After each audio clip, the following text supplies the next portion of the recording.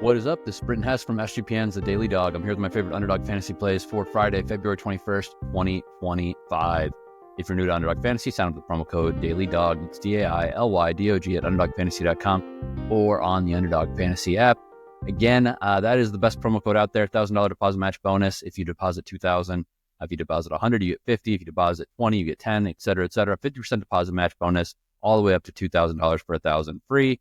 You should sign up for Underdog. And also, if you're an existing Underdog member, make sure you're logging in every day just to see what kind of bonuses are there. You don't have to play every day. I'm not going to say just go play because it's something to do. Treat your bankroll like gold. You need to let it appreciate.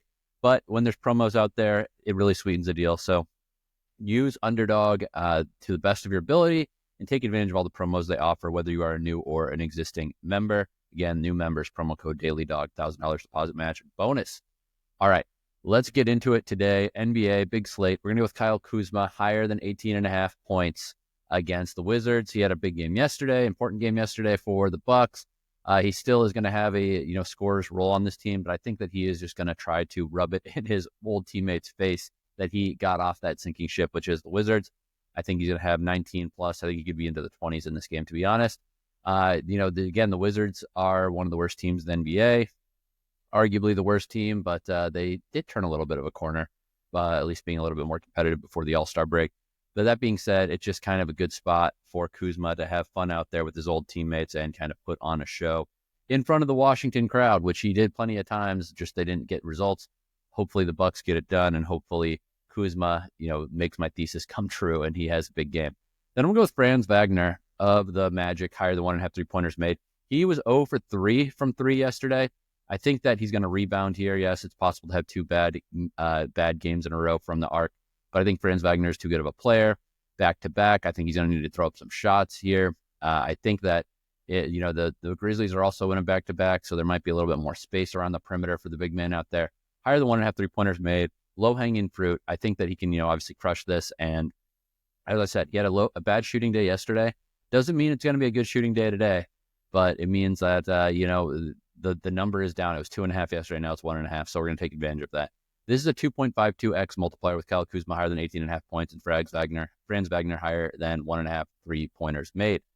All right, NBA number 2, we're going to go with Domantas Sabonis higher than 17.5 points against the Warriors. He's had a lot of great games against them in his career. I just think that the Warriors do not match up very well with scoring big men. I always pick on them when there is a big man who can score. So I'm going to go with Domantas Sabonis here, higher than 17.5 points.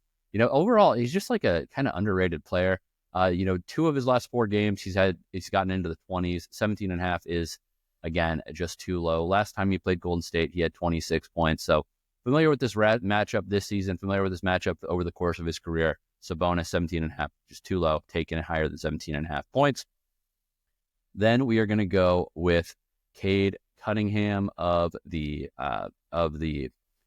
Detroit Pistons. They get to go and face off against against the San Antonio Spurs, who had a little bit of a, they're playing a back-to-back now. So they could be a little bit rusty. 26.5 points for Cade Cunningham.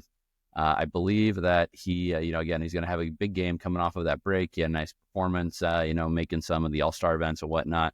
But now it's time for business. Higher than 26.5 points for our guy, Cade Cunningham, paired with Domantas Sabonis, higher than 17.5 points. That is a 3x multiplier.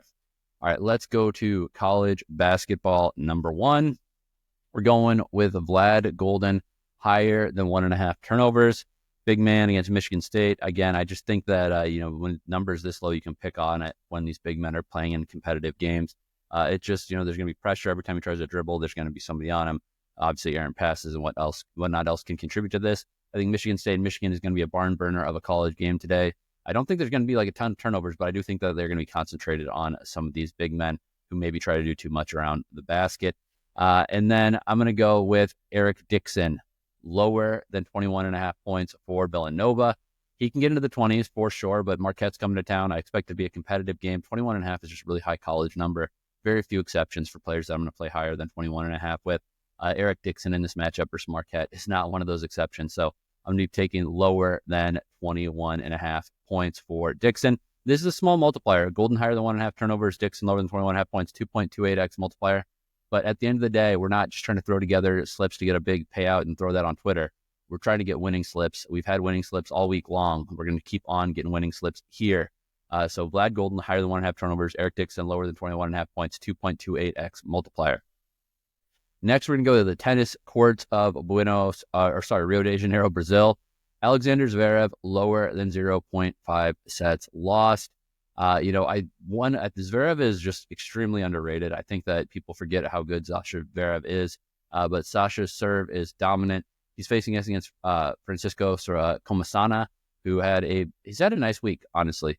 He's taken out Nicholas Jarry. He took out another younger player in Haida.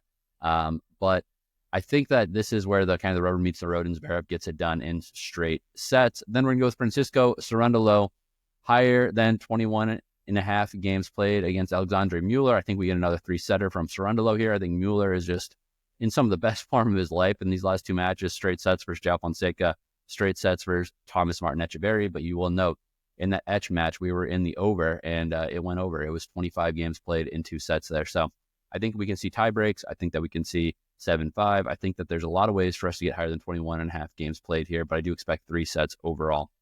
So Alexander Zverev lower than 0.5 sets lost, and Francisco Cerundolo higher than 21.5 games played, 2.34x multiplier.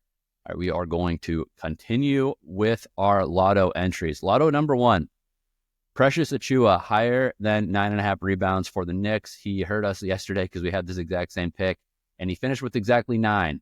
But I think that, we're going to take another bite at the apple. Injuries for the Knicks mean he's going to be on the court a little bit more. He's playing in a role that he needs to be a primary rebounder. So I think Precious Achiuwa, we can go back to the line there and take higher than 9.5 rebounds. Then we are going to go with RJ Barrett higher than 2.5 3-pointers made. Again, I think that he can do this easily. I know that, the Heat are coming to town, probably a lower scoring game, but I think RJ Barrett off some rest, 2.5 3-pointers made. He's a guy who's usually good for 1 or 2. I think 3, though, is going to be on the docket here in this one after having some rest. And then we're going to go back to Domantas Sabonis, higher than 39.5 points, rebounds, and assists. This is a slight alt over. I think his true number is 37.5. Just bumping it up by 2 here to get this flex a little bit higher because, again, I think he's going to have a big game. I mean, high teen points, high teen rebounds, and then get a couple assists, and we are golden there. So Domantas Sabonis higher than 39.5 points, rebounds, and assists. RJ Barrett higher than 2.5 3-pointers made, and Precious Achiuwa higher than 9.5 rebounds. That's a 13x flex, or if it goes 2 out of 3, if it's a 13x standard entry, if you flex it, 6.5x or 2x if it goes 2 out of 3. Lotto number 2, we're going to go Rudy Gobert higher than 25.5 points, rebounds, and assists. Again, Rudy is a double-edged sword, but I think that this is a matchup where he's going to have double-digit points, double-digit rebounds, and maybe a couple assists on top of it. So 25.5 definitely in the realm of possibility, especially if he can get his rebound number up to 25 or rebounds. If he can get to like 14, 15 rebounds, which obviously former defensive player of the year, that is definitely possible for him. Rudy Gobert higher than 25.5 points, rebounds, and assists. Then we're going to go with Jordan Clarkson higher than 2.5 3-pointers made.